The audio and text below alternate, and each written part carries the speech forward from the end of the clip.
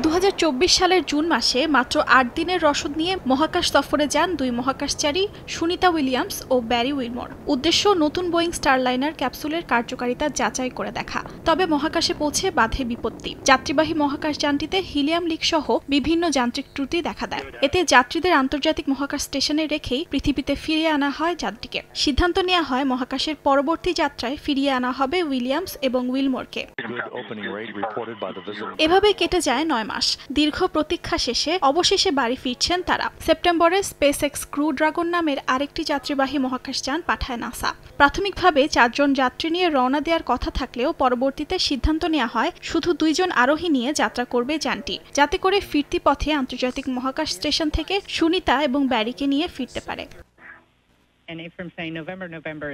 এই 9 মাসে মহাকাশে বিভিন্ন গবেষণা চালানোর পাশাপাশি ভিডিও কলের মাধ্যমে বিভিন্ন স্কুলের শিক্ষার্থীদের মহাকাশের জীবনযাত্রা বিষয়ে পড়িয়েছেন উইলিয়ামস এবং উইলমোর। বিশেষজ্ঞরা বলছেন মহাকাশ স্টেশনে দীর্ঘ সময় থাকায় তাদের বিভিন্ন ধরনের শারীরিক সমস্যা দেখা দিতে পারে। তবে তারা আশাবাদী যথাসম্ভব সুস্থ অবস্থাতেই বাড়ি ফিরবেন মহাকাশচারীরা।